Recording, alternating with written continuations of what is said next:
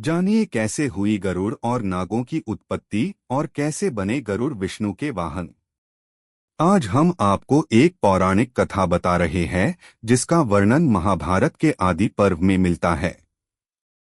यह कथा बताती है कि इस धरती पर गरुड़ और नागों की उत्पत्ति कैसे हुई, क्यों गरुड़ नाग के दुश्मन हुए, क्यों नागों की जीभ आगे से दो हिस्सों में बटी हुई है और कैसे गरुड़ भगवान विष्णु के वाहन बने। महर्षि कश्यप की 13 पत्नियां थीं, लेकिन विंता और कद्रू नामक अपनी 2 पत्नियों से वे विशेष प्रेम करते थे। एक दिन महर्षि जब आनंद भाव में बैठे थे तो उनकी दोनों पत्नियां उनके समीप पहुंची और पति के पांव दबाने लगी। प्रसन्न होकर महर्षि ने बारी बारी से दोनों को संबोधित किया, तुम दोनों ही मुझे विशेष प्रिय हो, तुम्हारी कोई इच्छा हो तो बताओ। कद्रू बोली, स्वामी, मेरी इच्छा है कि मैं 1000 पुत्रों की मां बनूं। फिर महर्षि ने विंता से पूछा। विंता ने कहा, मैं भी मां बनना चाहती हूं स्वामी, किंतु 1000 पुत्रों की नहीं बल्कि सिर्फ एक ही पुत्र की। लेकिन मेरा पुत्र इतना बलवान हो कि कद्रू के 1000 पुत्र भी उसकी बराबरी न कर सके। महर्षि बोले, शीघ्र ही मैं एक यज्ञ करने वाला हूं। यज्ञोपरांत तुम दोनों की मां बनने की इच्छाएं अवश्य पूरी होगी। महर्षि कश्यप ने यज्ञ किया। देवता और ऋषिमुनियों ने सहर्ष यज्ञ में हिस्सा लिया। यज्ञ संपूर्ण करके महर्षि कश्यप पुनः तपस्या करने चले गए। कुछ माह पश्चात विंता ने 2 तथा कद्रू ने 1000 अंडे दिए। कुछ काल के पश्चात कद्रू ने अपने अंडे फोड़े तो उनमें से काले नागों के बच्चे निकल पड़े। कद्रू ने खुशी से चहकते हुए विंता को पुकारा, विंता, देखो तो मेरे अंडों से कितने प्यारे बच्चे बाहर निकले हैं। विंता बोली, सचमुच बहुत खूबसूरत है कद्रू, बधाई हो, अब मैं भी अपने दोनों अंडों को फोड़कर देखती हूँ। यह कहकर विंता अपने दोनों अंडों के पास गई। उसने एक अंडा फोड़ दिया, लेकिन अंडे के अंदर से एक बच्चे का आधा बना शरीर देखकर वह सहम गई। बोली, हे भगवान, जल्दीबाजी में मैंने ये क्या कर डाला, यह बच्चा तो अभी अपूर्ण है।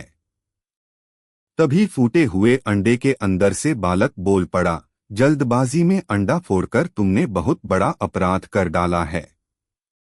फलस्वरूप तुम्हें कुछ समय तक दास्ता करनी होगी। विंता बोली, अपराध तो मुझसे हो ही गया, लेकिन इसका निराकरण कैसे होगा पुत्र? अपूर्ण बालक बोला, दूसरे अंडे को फोड़ने में जल्दबाजी मत करना। यदि तुमने ऐसा किया तो जीवन भर दास्ता से मुक्त नहीं हो पाओगी, क्योंकि उसी अंडे से पैदा होने वाला तुम्हारा पुत्र तुम्हें दास्ता से मुक्ति दिलाएगा। इतना कहकर अंडे से उत्पन्न अपूर्ण बालक आकाश में उड़ गया और विंता दूसरे अंडे के पकने तक इंतजार करने लगी। समय पाकर अंडा फूटा और उसमें से एक महान तेजस्वी बालक उत्पन्न हुआ, जिसका नाम गरुड़ रखा गया। गरुड़ दिन प्रतिदिन बड़ा होने लगा और कद्रू के 1000 पुत्रों पर भारी पड़ने लगा। परिणामस्वरूप विंता और कद्रू के संबंध दिन प्रतिदिन कटु से कटुतर होते गए। फिर एक दिन जब विंता और कद्रू भ्रमण कर रही थी, कद्रू ने सागर के किनारे दूर खड़े सफेद घोड़े को देखकर विंता से कहा, बता सकती हो विंता, दूर खड़ा वह घोड़ा किस रंग का है? विंता बोली, सफेद रंग का। कद्रू बोली, शर्त लगाकर कह सकती हो कि घोड़ा सफेद रंग का ही है, मुझे तो इसकी पूंछ काले रंग की नजर आ रही है। विंता बोली, तुम्हारा विचार गलत है, घोड़ा पूंछ समेत सफेद रंग का है। दोनों में काफी देर तक यही बहस छिड़ी रही। आखिर में कद्रू ने कहा, तो फिर हम दोनों में शर्त हो गई, कल घोड़े को चलकर देखते हैं। यदि वह संपूर्ण सफेद रंग का हुआ तो मैं हारी, और यदि उसकी पूंछ काली निकली तो मैं जीत जाऊंगी। उस हालत में जो भी हम दोनों में से जीतेगी तो हारने वाली को जितने वाली की दासी बनना पड़ेगा। बोलो, तुम्हें मंजूर है? विंता बोली, मुझे मंजूर है। रात को ही कद्रू ने अपने सर्प पुत्रों को बुलाकर कहा, आज रात को तुम सब उच्चैः श्रवा घोड़े की पूंछ से जाकर लिपट जाना, ताकि सुबह जब विंता देखे तो उसे घोड़े की पूंछ काली नजर आए। योजनानुसार नाग उच्चैः श्रवा घोड़े की पूंछ से जाकर लिपट गए। परिणामस्वरूप सुबह जब कद्रू ने विंता को घोड़े की पूंछ काले रंग की दिखाई तो वह हैरान रह गई। बोली, ऐसा कैसे हो गया? कल तो इसकी पूंछ बिल्कुल सफेद थी। कद्रू बोली, खूब तसल्ली से देख लो, घोड़े की पूंछ आरंभ से ही काली है। शर्त के मुताबिक तुम हार चुकी हो, इसलिए अब तुम्हें मेरी दासी बनकर रहना पड़ेगा। विवशतापूर्वक विंता को कद्रू की दास्तां स्वीकार करनी पड़ी। माता को उदास देखकर गरुड़ ने पूछा, क्या ऐसा कोई उपाय नहीं है जिससे आप कद्रू की दास्तां से मुक्त हो जाएं? विंता बोली, यह तो कद्रू से ही पूछना पड़ेगा। यदि वह प्रसन्न हो जाती है तो मुझे दास्तां से मुक्त कर देगी। गरुड़ अपनी माता विंता को लेकर कद्रू के पास पहुंचा और कहा, क्या ऐसा नहीं हो सकता कि आप मेरी माता को अपनी दास्तां से मुक्त कर दे? कद्रू बोली, हो सकता है, बशर्ते कि तुम मेरे पुत्रों को अमृत लाकर दे दो। यह सुनकर गरुड़ सोच में पड़ गया। उसने अपनी माता से पूछा, माँ, अमृत कहाँ मिलेगा जिसे लेकर मैं तुम्हें दासी जीवन से मुक्त कर सकूं? विंता ने कहा, अमृत का पता तुम्हारे पिता बता सकते हैं पुत्र, तुम उन्हीं के पास जाकर पूछो। गरुड़ महर्षि कश्यप के पास पहुंचा।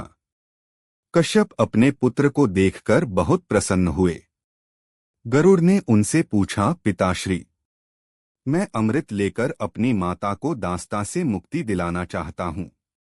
कृपया मुझे बताइए कि अमृत कहाँ मिलेगा। महर्षि बोले, पुत्र, देवराज इंद्र ने अमृत की सुरक्षा के लिए बहुत व्यापक प्रबंध कर रखा है, वहां तक पहुंचना कठिन है।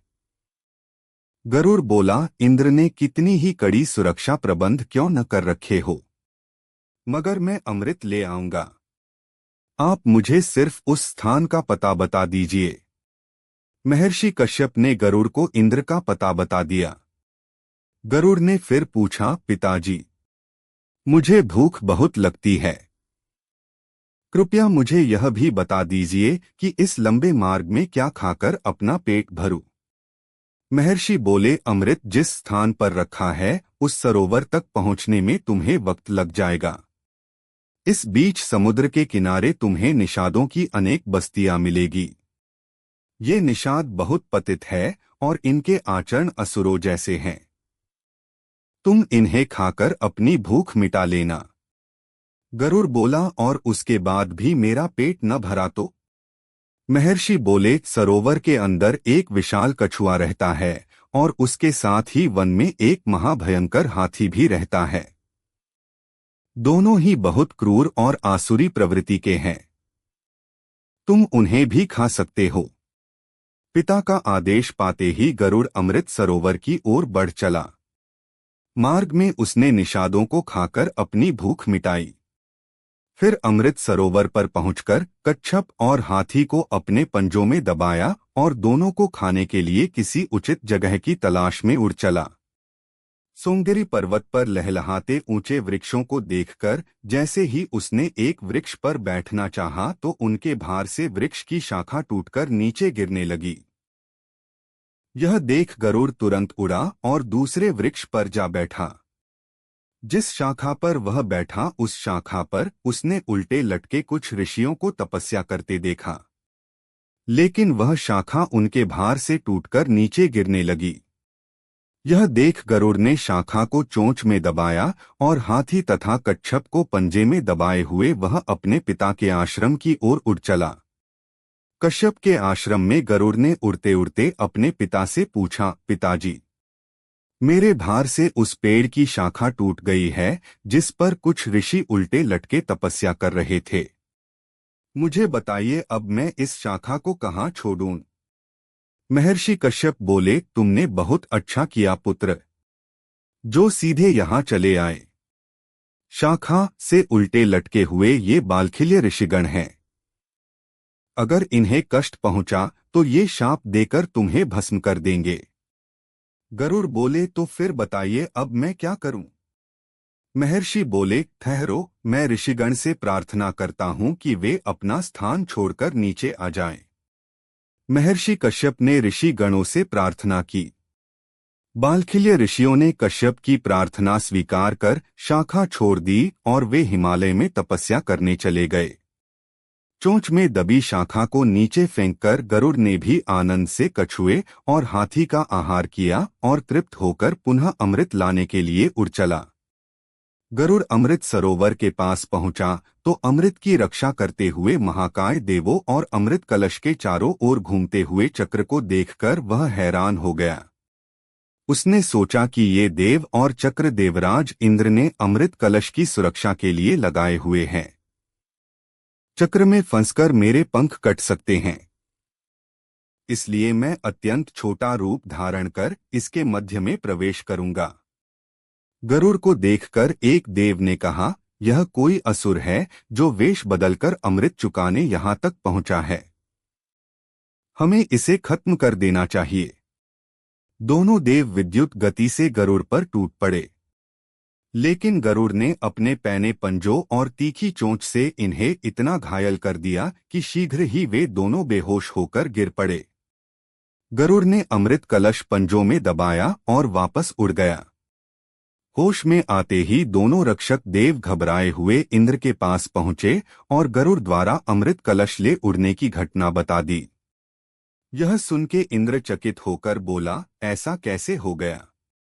सरोवर में रहने वाले विशाल कच्छप और तट पर रहने वाले महाकाय हाथी का क्या हुआ? उन दोनों को भी उस विशाल गरुड़ ने अपना भोजन बना लिया। यह सुनकर इंद्र अपनी देव सेवा की एक टुकड़ी के साथ वज्र उठाए इंद्रपुरी से निकला और गरुड़ की खोज में बढ़ चला। आकाश मार्ग में उड़ते हुए शीघ्र ही उसने गरुड़ को देख लिया और अपना वज्र चला दिया। इंद्र के वज्र का गरुड़ पर कोई असर न हुआ। उसके डैनों से सिर्फ एक पंख वज्र से टकराकर नीचे आ गिरा। देव गरुड़ पर टूट पड़े, लेकिन कुछ ही समय में गरुड़ ने उन्हें अपनी पैनी चोंच की मार से अधमरा कर दिया। यह देख इंद्र सोचने लगा, यह तो महान पराक्रमी है। मेरे वज्र का इस पर जरा भी असर नहीं हुआ, जबकि मेरे वज्र के प्रहार से पहाड़ तक टूट के चूर्ण बन जाते हैं। ऐसे पराक्रमी को शत्रुता से नहीं मित्रता से काबू में करना चाहिए। यह सोचकर इंद्र ने गरुड़ से कहा, पक्षीराज, मैं तुम्हारी वीरता से बहुत प्रभावित हुआ हूं। इस अमृत कलश को मुझे सौंप दो और बदले में जो भी वर मांगना चाहते हो मांग लो। गरुड़ बोला, यह अमृत मैं अपने लिए नहीं, अपनी माता को दास्ता से मुक्त कराने के लिए नाग माता को देने के लिए ले जा रहा हूं, इसलिए यह कलश मैं तुम्हें नहीं दूंगा। इंद्र बोला, ठीक है, इस समय तुम कलश ले जाकर नाग माता को सौंप दो, किंतु उन्हें इसे प्रयोग मत करने देना। उचित मौका देखकर मैं वहां से यह कलश गायब कर दूंगा। गरुड़ बोला, अगर मैं तुम्हारी बात को मान लूं तो मुझे बदले में क्या मिलेगा? इंद्र बोला, तुम्हारा मनपसंद भरपेट भोजन। तब मैं तुम्हें इन्हीं नागों को खाने की इजाजत दे दूंगा। गरुड़ बोला, यही तो मैं चाहता हूं। नाग मेरे स्वादिष्ट भोजन है, किंतु एक ही पिता की संतान होने के कारण मैं इन्हें कहते हुए हिचकता हूं। अब मेरी हिचक दूर हो गई। अब मैं आपके कथानुसार ही कार्य करूंगा। यह कहकर गरुड़ अमृत कलश लेकर कद्रु के पास पहुंचा और उससे बोला, माते, अपनी प्रतिज्ञानुसार मैं अमृत कलश ले आया हूं। अब आप अपने वचन से मेरी माता को मुक्त कर दे। कद्रु ने उसी क्षण विंता को वचन से मुक्त कर दिया और अगली सुबह अमृत नागों को पिलाने का निश्चय कर वहां से चली गई। रात को उचित मौका देखकर इंद्र ने अमृत कलश उठा लिया और पुनः उसी स्थान पर पहुंचा दिया। दूसरे दिन सुबह नाग जब वहां पहुंचे तो अमृत कलश गायब देखकर दुखी हुए।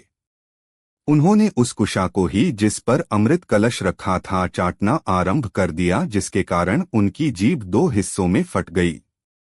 गरुड़ की मातृभक्ति से प्रसन्न होकर भगवान विष्णु गरुड़ के सम्मुख प्रकट हो गए और बोले, मैं तुम्हारी मातृभक्ति देखकर बहुत प्रसन्न हूँ पक्षीराज।